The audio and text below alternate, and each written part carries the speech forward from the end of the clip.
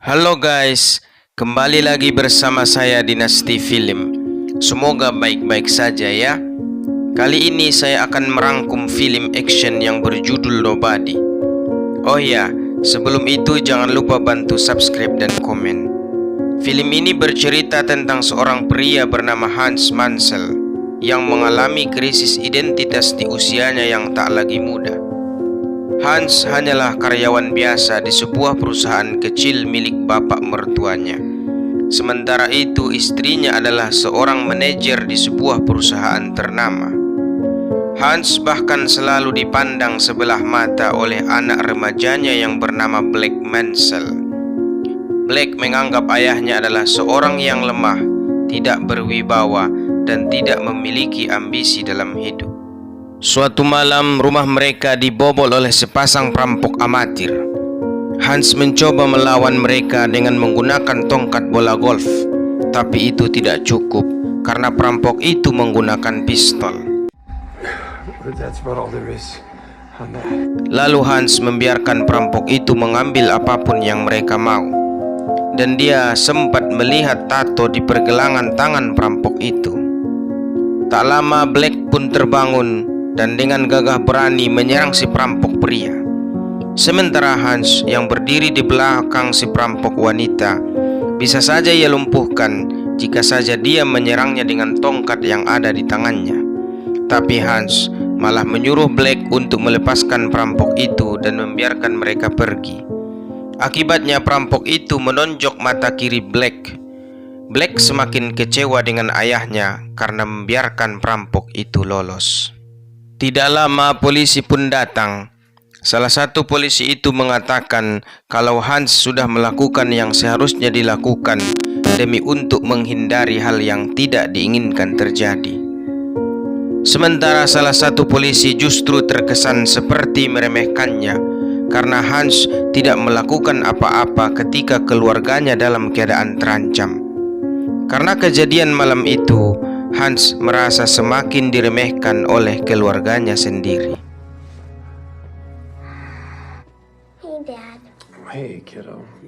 Pagi itu Black memiliki tugas sekolah tentang pelajaran perang.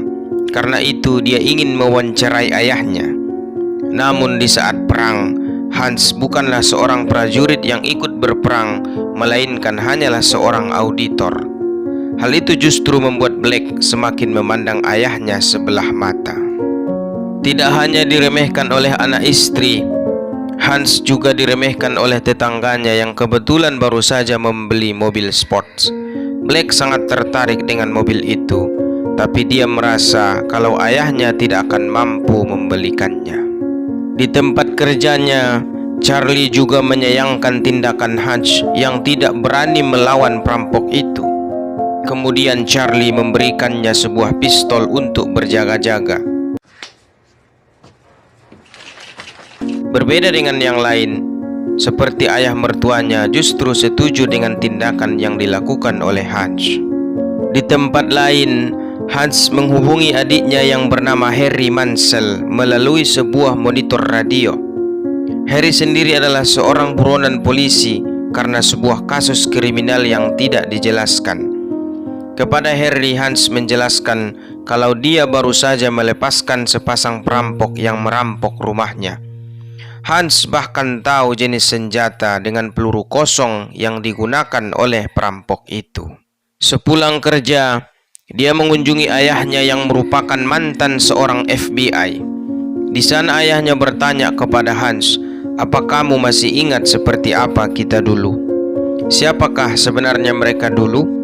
Kita akan tahu itu semua seiring berjalannya durasi film ini. Saat Hans pulang, putrinya mengeluh karena kehilangan kalung kucing miliknya yang dia taruh di tumpukan uang receh yang dicuri oleh perampok waktu itu. Hans kemudian memutuskan untuk pergi dari rumah dan menuju tempat sang ayah untuk mengambil pistol milik ayahnya itu. Kemudian Hans bilang ke ayahnya kalau dia ingin melakukan sesuatu. Lalu ayahnya pun mengatakan. Kemudian Hans pergi mencari keberadaan si perampok untuk menemukan kalung kucing putri kesayangannya melalui petunjuk dari tato si perampok yang sempat ia lihat.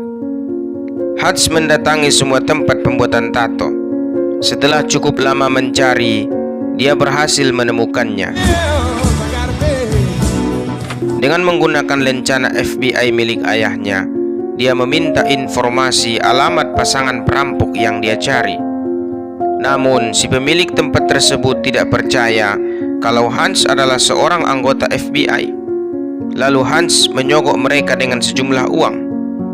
Setelah melihat tato kartu yang ada di pergelangan tangan Hans, entah kenapa pemilik tempat itu terlihat ketakutan, lalu memberikan alamat yang dia cari. Tanpa menunggu lama, Hans datang ke rumah dan menyerang si perampok pria. Lalu pria itu mengatakan kalau dia tidak tahu tentang gelang kucing yang dimaksud oleh Hans. Di rumah itu Hans melihat bayi si perampok yang tengah sakit. Ternyata perampok itu merampok untuk biaya pengobatan anaknya. Lalu Hans pun keluar dari rumah, dan dalam keadaan marah dia pun meninju tembok. Kemudian dia pulang naik bis. Tak lama kemudian bis itu pun dinaiki beberapa orang preman yang mencoba melecehkan seorang penumpang wanita. Hans yang merasa frustasi memutuskan untuk menolongnya. Menghadapi preman-preman itu dengan tangan kosong.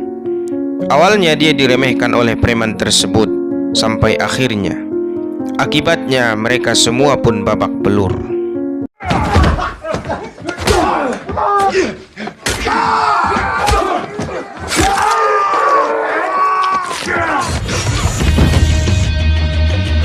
Kemudian dia pulang ke rumah, dan istrinya pun heran ketika melihat keadaan suaminya yang lebam dan babak belur.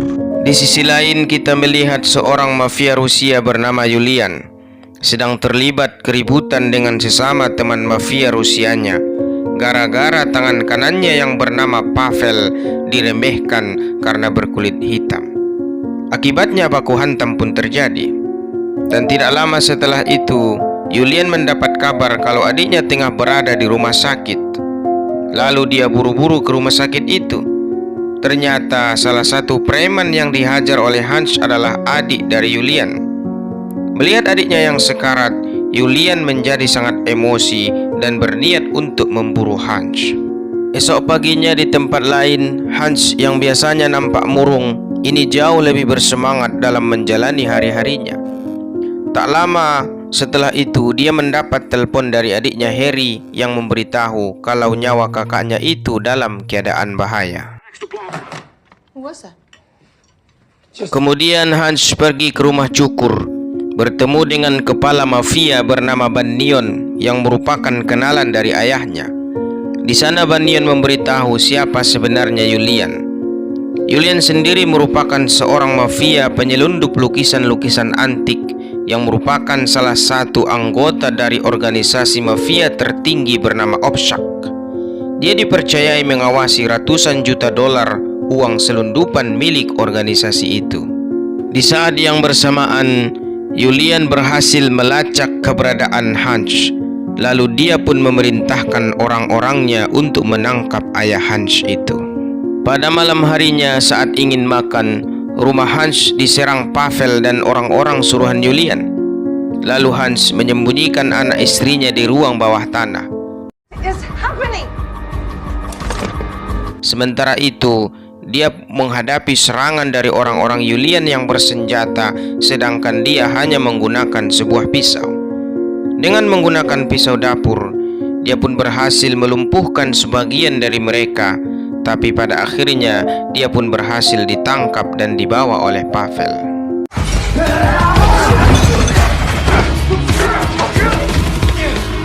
Di dalam bagasi mobil itu, dia menemukan gas pemadam kebakaran.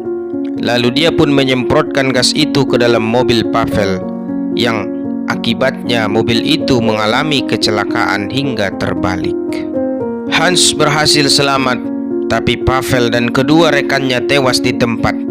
Lalu dia pun buru-buru kembali ke rumahnya. Dia juga memberitahu ayahnya agar waspada dari serangan orang-orangnya Julian. Tapi bukannya takut, David atau ayahnya Hans malah tersenyum mendengarkan itu. Sesampainya di rumah, Hans mengeluarkan istri dan anaknya itu dari ruang bawah tanah. Becca dan Black terlihat sangat kebingungan dengan apa yang baru saja terjadi. Becca atau istrinya Hans meminta penjelasan dari suaminya. Lalu Hans bilang kalau dia akan menjelaskan secepatnya. Tapi untuk sementara, Hans menyuruh istri dan anaknya untuk bersembunyi di tempat yang aman. Di sisi lain, orang-orang Julian mencoba untuk menyerang David. Namun ia sudah bersiap-siap menghadapi kemungkinan apa yang terjadi. Akibatnya, dia yang terlebih dahulu melumpuhkan orang-orang Julian. Lalu scene film pun berpindah. Di depan orang-orang Julian yang tengah sekarat, Hans bercerita tentang masa lalunya saat masih bekerja dengan badan intelijen sebagai pembunuh bayaran, khusus untuk membunuh mafia yang kebal hukum. Suatu hari entah kenapa, dia merasa kasihan dan membiarkan targetnya tetap hidup. Setahun kemudian Hans melihat target yang seharusnya dia bunuh kini hidup bahagia, memiliki istri dan 3 orang anak. Akhirnya dia juga menginginkan kehidupan yang sederhana seperti itu. Lalu dia meninggalkan profesinya dan memutuskan untuk menikah. Setelah itu dia membakar rumahnya beserta dengan orang-orang Julian untuk menghilangkan bukti-bukti. Lalu scene film pun berpindah. Terlihat Hutch menyiapkan senjata dan bahan peledak untuk menyerang markas Julian.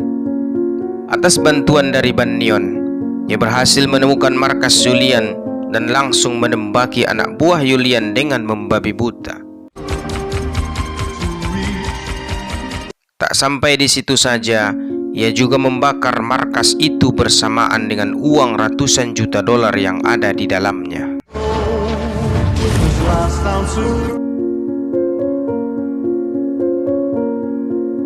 Setelah itu, dia dengan berani menemui Julian di bar. Julian sangat kagum melihat keberanian Hans yang dia pikir Hans datang dengan tangan kosong. Namun Hans tidak sebodoh itu. Dia datang dengan sebuah ranjau yang siap meledakkan tempat itu jika anak buah Julian berani menyerangnya. Kemudian Hans memberitahu Julian kalau dia sudah membakar semua uang miliknya sebagai pelajaran karena Julian telah menyerang rumahnya. Dia tampak tidak bisa menyembunyikan amarahnya karena lenyapnya semua uang milik Opshak. Tentu Julianlah yang harus bertanggung jawab karena uang tersebut berada di bawah pengawasannya. Lalu Hans menyarankan Julian untuk kabur dan melakukan operasi plastik untuk merubah wajahnya. Hanya itulah satu-satunya cara untuk bisa bertahan hidup. Kemudian Hans keluar dari bar itu dan tanpa menunggu lama, tepat setelah Hans masuk mobil, Julian dan anak buahnya langsung melancarkan serangan.